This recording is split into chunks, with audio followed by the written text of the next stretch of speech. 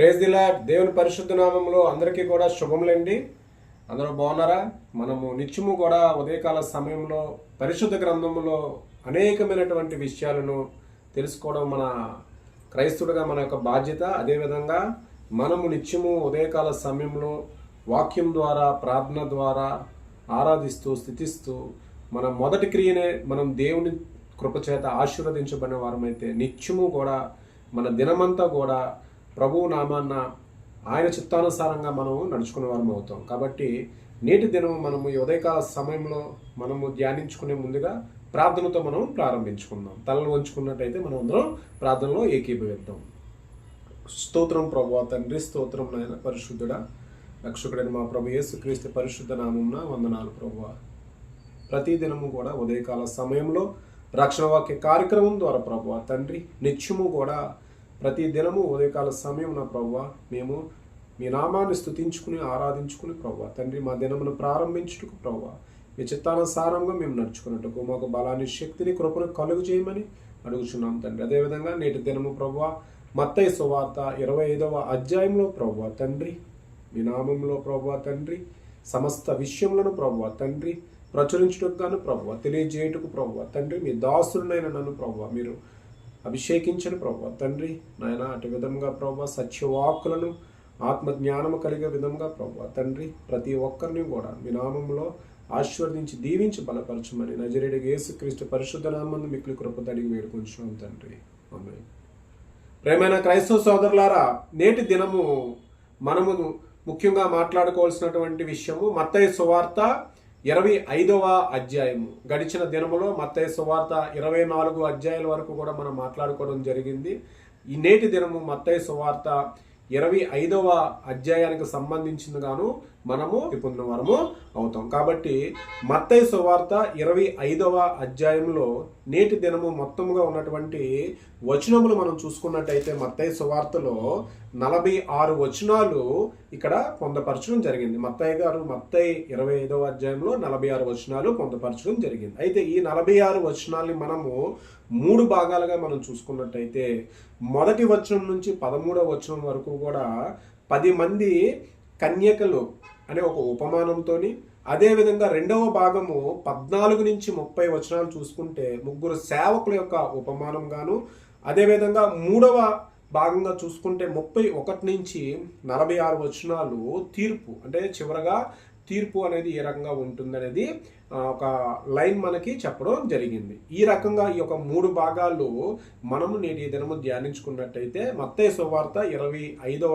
అధ్యాయంలో పొందపరిచినటువంటి అంశాలను మనము తెలుసుకున్న వారం అవుతాం. ముందుగా మనం చూసుకున్నట్టయితే మత్తయి సువార్త 1వ అధ్యాయం నుంచి 1వ వచనం నుంచి 13వ వచనం వరకు లేఖనంలో అసలు ఏం మనకి తెలియజేస్తున్నాయని మనం చూసుకుంటే, ముఖ్యంగా 25వ అధ్యాయం యొక్క ప్రత్యేకత పరలోక రాజ్యానికి సంబంధించి 2 ఉపమానాలుగాను ఒక తీర్పుగాను ఈ యొక్క అధ్యాయం కంప్లీట్ అవ్వడం జరుగుతుంది. ఇందులో మొట్టమొదటిగా 25వ అధ్యాయంలో పరలోక రాజ్యం యొక్క విధానం ఏ విధంగా ఉంటుందనే అంశాన్ని మనం చూసుకుంటే మొదటి భాగంలో మొదటి వచనం నుంచి 13వ వచనం వరకు కూడా ఏ రకంగా ఉన్నది, ఒక 10 మంది కన్యకల యొక్క ఉపమానము దేనికి తెలియజేస్తుందని మనం చూసుకుంటే, పరలోక రాజ్యము తమ దివిటీలు పట్టుకొని పెండ్లి కుమారుని ఎదుర్కొనుటకు బయలుదేరిన 10 మంది కన్యకలను పోలి ఉంది. అంటే పెండ్లి కుమారుణ్ణి ఎదుర్కొనుటకు 10 మంది కన్యకులను పోలి ఉంది. అయితే అందులో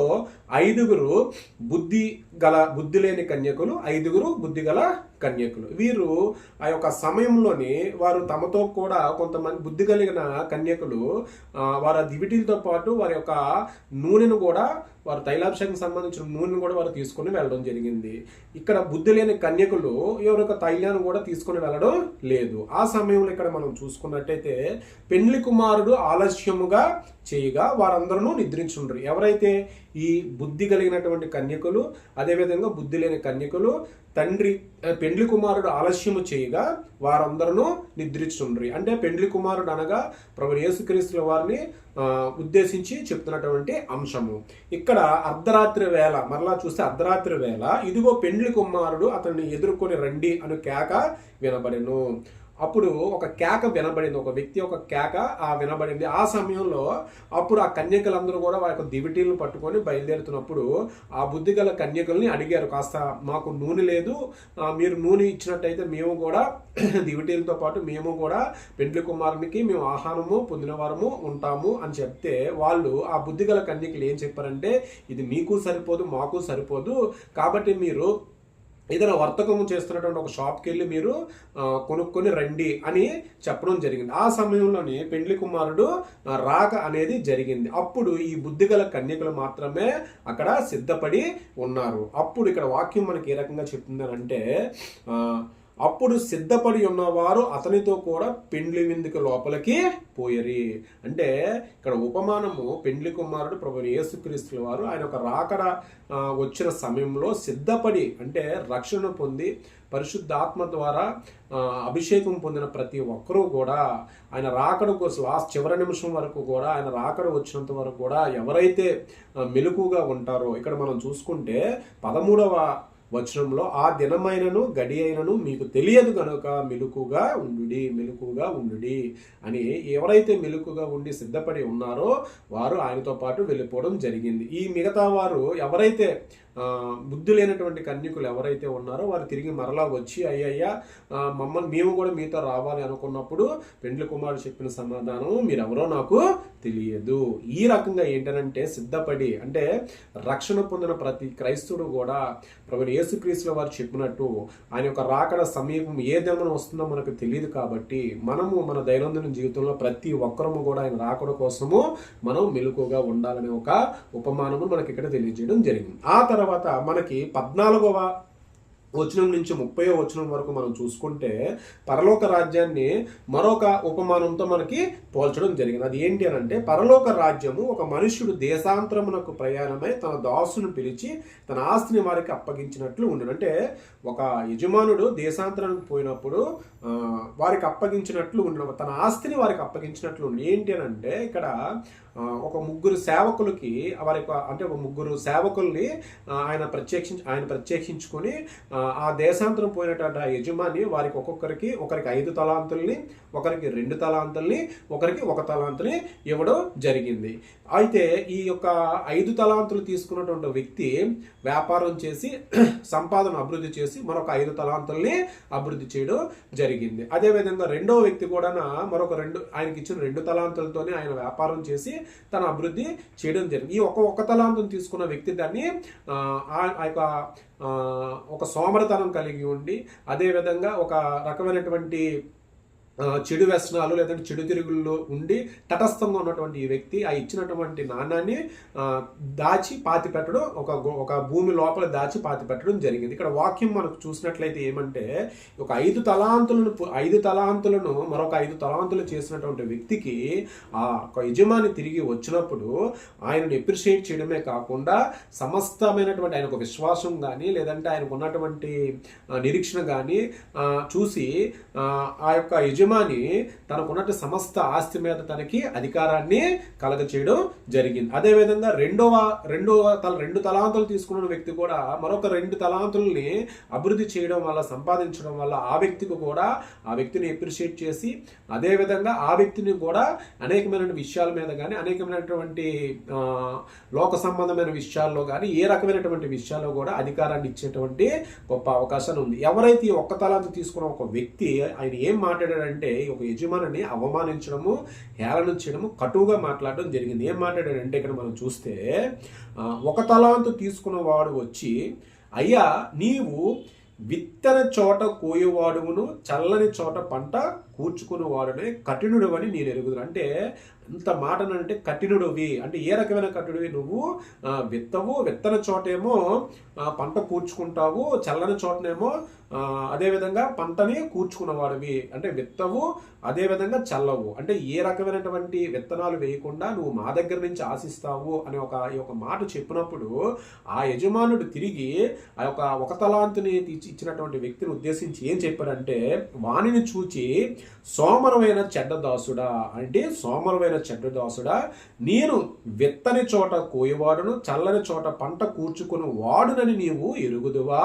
అని ఆ యొక్క యజమాని చాలా కోపంతో అడిగి, అట్లా అయితే నీవు నా సొమ్ము సహకారుల యొద్ద ఉంచవలసి ఉండెను. సహకారులు అంటే సాహుకారులు అంటే వీళ్ళ దగ్గర అంటే ఎక్కడైతే బ్యాంక్స్ ఆ టైంలో ఉన్నటువంటి రుణాలు ఇచ్చేవారు కానీ, అంటే వడ్డీకి ఎవరైతే ఇస్తారంటే, వడ్డీ అంటే నేటి లోక మార్గంలోని ఈ 10 రూపాయలు లేకపోతే 5 రూపాయల వడ్డీలు అవి కాదండి.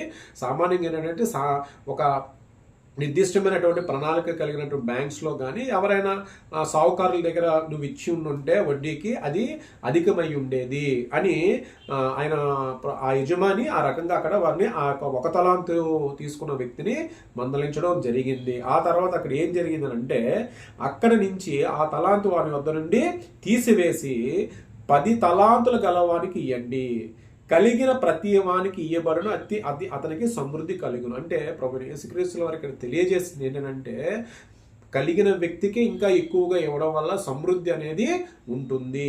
ఎవరైతే పనికి మాలిన లేక సోమరతనం కలిగి ఉండి చెడ ప్రవర్తన కలిగి ఉన్నటువంటి వారి నుంచి ఆ యొక్క రూపాయి వారి దగ్గర నుంచి ఇంకా పూర్తిగా తీసివేయడం జరుగుతుంది. అటువంటి వారిని చీకటిలో త్రోసివేయండి, అక్కడ ఏడ్పును పండ్లను కొరకటియు ఉండెను అనను.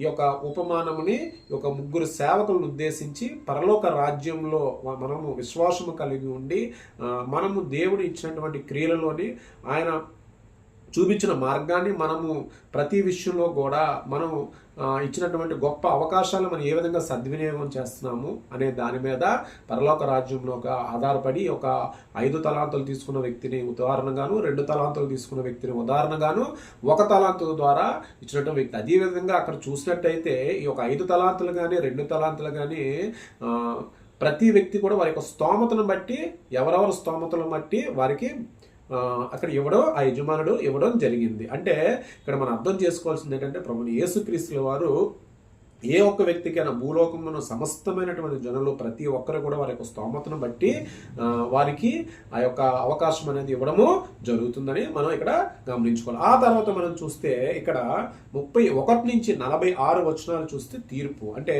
ఇక్కడ పరలోక రాజ్యంలో ఉన్న తీర్పు ఏ రకంగా జరుగుతుందనేది మనం చూసుకుంటే, తన మహిమతో మనుష్య కుమారుడు ఆయనతోనూ కూడా సమస్త దూతలు వచ్చినప్పుడు ఆయన తన మహిమ గల సింహాసనం మీద ఆసీనుడై ఉండెను. ఆయన తన మహిమ గల సింహాసనమై ఆసీనుడై ఉండెను. ఇక్కడ మనం బాగా గమనించుకుంటే ఒక మాట, అప్పుడు 32వ వాక్యములో, అప్పుడు సమస్త జనములు ఆయన ఎదుట పోగు చేయబడుదురు. అప్పుడు సమస్త జనులు ఆయన ఎదుట పోగు చేయబడుదురు. ఇప్పుడైతే మనము 2వ రాకడ వచ్చి మన పరలోకానికి మనం వెళ్ళినప్పుడు అక్కడ ఏంటంటే సమస్త జనులందరినీ కూడా పోగు చేయడము జరుగుతుంది. ఆ పోగు చేసిన జనాన్ని ఇక్కడ ఏ రకంగా ఒక ఉపమానంతో చెప్పడం జరిగిందంటే, ఒక గొల్లవాడు మేకల మందలో గొర్రెలను ఒకవైపుగాను మేకలను ఒకవైపుగా ఉన్నప్పుడు ఆ యొక్క అవి ఏ రకంగా అవి మూవ్ అవుతాయి, అంటే అవి ఏ రకంగా ఆ వ్యక్తిని ఫాలో అవుతాయని ఒక విషయాన్ని ఇక్కడ తెలియజేస్తూ ఇక్కడ మనకు కొన్ని విషయాలు చెప్పడం జరిగింది. ఇక్కడ మనం చూసుకున్నట్టయితే, గొల్లవాడు మేకల నుండి గొర్రెలను వేరుపరిచినట్లు ఆయన వారిని వేరుపరచును, తన కుడివైపున గొర్రెలను ఎడమవైపు మేకలను నిలవబెట్టను. అంటే నీతిమంతులను ఒకవైపున అవినీతిమంతుల్ని మరొక వైపున నిలబెట్టను. అంటే నీతిమంతులు గొర్రెలుగాను అవినీతిమంతుల్ని మేకలుగాను ఇక్కడ మనకి చెప్పడం జరిగింది. అయితే ఆ నీతిమంతులు వారు ఏ రకంగా ఆశీర్వదించబడ్డారు, నీతిమంతులు ఆశీర్వదించబడగలంటే కారణాలు ఏంటి అని అడిగితే, అక్కడ ఆ నీతిమంతులు చేసిన పనుల్ని అక్కడ ప్రభువు యేసుక్రీస్తుల వారు అక్కడ తెలియజేయడం. అవి ఏంటి అని అంటే 6 ముఖ్యమైన పనులు వారి భూలోకంలోని చేసి వారు మరణం తర్వాత అక్కడ ఆయనకి సమాధానం ఆయన చెప్పినటువంటి మార్గాన్ని అనుసరించిన వారుగా గొప్ప ఆశీర్వాదం పొందిన వారు ఆ నీతిమంతులు. వారు ఏమేమి చేశారట? మొట్టమొదటిది ఏంటంటే ఆకలి కొని ఉన్నప్పుడు, రెండవది దప్పిక కొని ఉన్నప్పుడు, మూడవది పరదేశినై ఉంటినప్పుడు, నాలుగవది దిగంబరినై ఉంటినప్పుడు, ఐదవది రోగినై ఉంటినప్పుడు, ఆరవది చెరసాలలో ఉంటినప్పుడు. ఈ సమయాలలో ప్రతి సమయాల్లో మీరు నేను ఆకలి కొన్నప్పుడు నాకు భోజనం పెట్టారు, నేను దప్పికున్నప్పుడు నాకు దాహం ఇచ్చారు, పరదేశినై ఉన్నప్పుడు నన్ను చేర్చుకున్నారు, దిగంబరనై ఉన్నప్పుడు నాకు బట్టలు ఇచ్చారు, రోగినై ఉన్నప్పుడు నన్ను చూడవచ్చారు, చెరసాల ఉన్నప్పుడు కూడా నన్ను మీరు మాట్లాడడం జరిగినప్పుడు ఆ నీతిమంతులు, ప్రభువాసు ఇవన్నీ మేము ఎప్పుడు చేశాము, ఎప్పుడు మేము ఇవన్నీ చేశామని అడిగినప్పుడు ఆయన చెప్పినటువంటి ఒక మంచి విషయం ఏంటంటే, ఇక్కడ మనం తెలుసుకోవాల్సింది ఏంటి, భూలోకంలోని మనము లోక మార్గంలో మనం జీవించిన కాలము ఆయన చెప్పిన మాట, నీ యొద్దకు వచ్చితిమని ఆయనను అడిగిదురు. అందుకు సారీ అండి, ఒకసారి మనం చూసుకుంటే, ఎప్పుడు పరదేశయుడుట చూచి నిన్ను నేర్చుకుంటేమే, దిగంబరయుడుట చూచి బట్టలు ఇచ్చితమో, ఎప్పుడు రోగమయుడుటమే ఆయనను చెరసాలలో ఉండితే ఆయన చూచి నీ యొద్దకు వచ్చితమని ఆయనను అడిగిరి. అందుకు రాజు, మిక్కిలి అల్పులైన ఈ నా సహోదరులు ఒకరికి మీరు చేసితిరి కనుక నాకు చేసితిరని నిశ్చయముగా మీతో చెప్పుచున్నానని వారితో అనను. 40వ వచనంలో క్లారిటీగా చెప్పింది. మిక్కిలి అల్పులైన ఈ నా సహోదరులలో ఒకరికి మీరు చేసితిరి కనుక నాకు చేసితిరి నిశ్చయముగా మీతో చెప్పుచున్నాను అని. అంటే మన కళ్ళ ముందు ఎవరైతే ఒక ఆకలిగా ఉన్న వ్యక్తికి మనం ఆకలి తీర్చామో అది ఆయనకి తీర్చినట్టుగాను, అదే దాహంగా ఉన్న వ్యక్తికి మనం ఎప్పుడైతే మనం దాహం తీర్చామో, దప్పికున్న వ్యక్తికి మనం దాహం తీర్చిన వారుగాను, పరదేశీ ఉంటుంది అంటే ఇతర ప్రదేశాల నుంచో లేదా మనం ఇతర ప్రదేశాల్లో వెళ్ళినప్పుడు మనము చేర్చుకున్నప్పుడు మన కుటుంబంలో కానీ మన ఇళ్లలో కానీ అటు వారికి కల్పించిన అవకాశాన్ని బట్టి గాను, లేదంటే దిగంబరై ఉండను, చెరసాలలో ఉండను, అటువంటి క్రియల్లోని మనం పాల్పంచుకొని ప్రభు యేసుక్రీస్తుల వారు మనకి ఇచ్చిన ఆజ్ఞల ప్రకారం మనం చేస్తున్న ఒక విషయాన్ని ఇక్కడ తెలియజేస్తున్నాం. అదే విధంగా ఇక్కడ చూసినట్టయితే ఎడమవైపు ఉండిన వారు ఎవరంటే శప్పించబడిన వారు. ఈ శప్పించబడిన వారు ఈ పైన తెలిపిన ఏ ఒక్క విషయంలో కూడా వారు చేయలేకపోవడం జరిగింది. అప్పుడు వారు కూడా ప్రభువా నువ్వు యాక్చువల్లీ నిన్ను దర్శించిన వారమైతే నువ్వు మాకు కనబడైతే నీవు కూడా చేసేవారమే అని చెప్పినప్పుడు అక్కడ ప్రభు యేసుక్రీస్తు అక్కడ ఏం చెప్పారంటే, అందుకు ఆయన మిక్కిలి అల్పుడైన వీరిలో ఒకరికైనాను మీరు ఎలాగూ చేయలేదు కనుక నాకు చేయలేదని మీతో నిశ్చయముగాను చెప్పుచున్నానని వారితో అనేను. ఇంతటితో ఈ యొక్క అర్థాన్ని చెప్పిన తర్వాత చివరగా 46వ వచనంలోని తెలియనటువంటి విషయము, వీరు నిత్య శిక్షకును నీతిమంతులు నిత్య జీవమునకు పోదురు. ఎవరైతే విశ్వాసము కలిగి ఉండి, ఎవరైతే నిరీక్షణ కలిగి ఉండి ఇతరులకు సహాయం చేసిన ప్రతి ఒక్కరూ కూడా వారు నిత్య జీవనమునికి పోతారు. ఎవరైతే చెప్పినటువంటి ఏ ఒక్క విషయాన్ని సరే పాటించకుండా ప్రభువైన యేసుక్రీస్తులో చూపిన మార్గంలోనే వారు నడుచుకోకుండా వారు నిత్య శిక్షణకు గురి అవుతారు అని ఇక వాక్యం ద్వారా మనకి 46వ వచనంతో మనకి 25వ అధ్యాయంలోనే పొందపరిచినటువంటి ఒక 3 భాగాలు, ఏదైతే 10 కన్యలకు సంబంధించినటువంటి ఒక భాగము, అదేవిధంగా 3 సేవకులకు సంబంధించినటువంటి ఒక భాగము, చివరగా తీర్పు సంబంధించినటువంటి ఒక భాగం. ఈ 3 భాగాలు క్లుప్తంగా 25వ అధ్యాయంలో మనకి తెలియజేయడం జరిగింది. మరి ప్రియమైన క్రైస్తవ సోదరులారా, నా జీవితంలో ఈ యొక్క అధ్యాయం ద్వారా మనము తెలుసుకోవాల్సింది ఏంటి? ప్రభువైన యేసుక్రీస్తుల వారి ఈ అధ్యాయం ద్వారా మనకు తెలియజేసింది ఏంటి అని అంటే, ఆయన ఇచ్చినటువంటి గొప్ప ప్రేమను బట్టిగాను, ఆయన చూపించినటువంటి మనకి అనేకమైనటువంటి ఆయన మనకు ఏర్పరచబడినటువంటి అనేకమైనటువంటి బెనిఫిట్స్లోని మనము ఖచ్చితంగా ఇతరులకి సహాయం చేసిన వారమైతే నా జీవితంలో కూడా మనము మన మరణం తర్వాత కూడా మనము పరలోకంలోని ఆ యొక్క సమూహంలో ఉన్నప్పుడు ఖచ్చితంగా మనము ఆశీర్వదించబడిన వారుగా మనము నిత్య జీవంలోనికి వెళ్ళుటకు మనకి అది ఒక మంచి అవకాశము. మనము అట్టి ఆజ్ఞను మనము పాటించిన వారమై ఉండాలి. మరి నా జీవితంలో ఆ రకంగా మనం దేవుడు చెప్పిన మాటను మనం ఖచ్చితంగా గైకొనిన వారమైతే మనమందరము కూడా, మనతో పాటు సమస్త జనులందరూ కూడా నిత్య జీవనకు రావాలని దేవుని యొక్క గొప్ప సంకల్పాన్ని, ఆయన యొక్క గొప్ప కోరికను మనం నెరవేర్చే వారమై ఉండాలని దేవుని మనం ప్రార్థించి నేటి దినము మనము ఈ యొక్క 25వ వచనము 25వ అధ్యాయంలో మనం పూర్తి చేసుకుందాము. తలలో ఉంచుకున్నట్టయితే మనం అందరం ప్రార్థన చేసుకుందాం. మిక్కిలి కనికరము గల మా దేవ, వందనాలు, స్తుతులు, స్తోత్రములు ప్రభువా తండ్రి నాయన. నేటి దినము 25వ అధ్యాయంలో ప్రభువా తండ్రి నాయన తెలియజేసినటువంటి సమస్తమైన విషయాల పట్ల ప్రభువా తండ్రి నాయన మేము ధ్యానించుకొని మీ మాటలను ప్రభువా తండ్రి నాయన మేము నెరవేర్చువారముగా ప్రభువా తండ్రి మీరు తెలియజేసిన ప్రతి ఉపమానమును ప్రభువా తండ్రి మేము నడుచుకున్నట్టుకు మాకు శక్తిని, బలాన్ని ప్రభువా తండ్రి అటు కృపను కలుగజేయమని నజరేయుడైన యేసుక్రీస్తు పరిశుద్ధ నామమున నడుచున్నాం తండ్రి. ప్రభువా తండ్రి నేటి దినము ప్రభువా నాయన ఈ యొక్క రక్షణ వాక్య కార్యక్రమంలో భాగస్తులైన ప్రతి బిడ్డలను ఆశీర్వదించండి ప్రభువా తండ్రి, దీవించండి నాయన. ప్రభువా పరలోకమున్న మా తండ్రి, ఈ నామం పరిశుద్ధపరచబడును గాక, ఈ రాజ్యము వచ్చును గాక, నిచిత్తము పరలోకమందు నెరవేరునట్టు భూమి యందు నెరవేరబడును గాక. నేడు మా దిన ఆహారం మాకు దయచేయండి. ఇతర అపరాధాలు మీరు క్షమించిన ప్రకారం తండ్రి మా అపరాధాలను క్షమించి శోధనల నుంచి, దుష్టుల నుంచి, కీడు నుంచి రక్షించండి ప్రభువా తండ్రి. రాజ్యము, ఘనత, శక్తి, మహిమ నిరంతరం నీవై ఉన్నవి. ఆమేన్, ఆమేన్, ఆమేన్. ప్రియమైన క్రైస్తవ సోదరులారా, నేటి దినము మనము ధ్యానించుకున్నటువంటి ప్రతి విషయాన్ని కూడా లోక మార్గంలోని మనం ఖచ్చితంగా ఏదో ఒక సందర్భంలో మనకి అవకాశం ఉన్నప్పుడు ఖచ్చితంగా మంచి సహాయం చేసి దేవుని కృపను పొందిన వారము అవుదాం. అదేవిధంగా నేటి దినము మీ యొక్క క్రియలలో ప్రతి ఒక్కరు కూడా సంతోషంతో నేటి దినాన్ని ప్రారంభించాలని మనస్ఫూర్తిగా కోరుకుంటాను. మరొకసారి అందరికీ కూడా దేవుని పరిశుద్ధ నామంలో వందనాలు.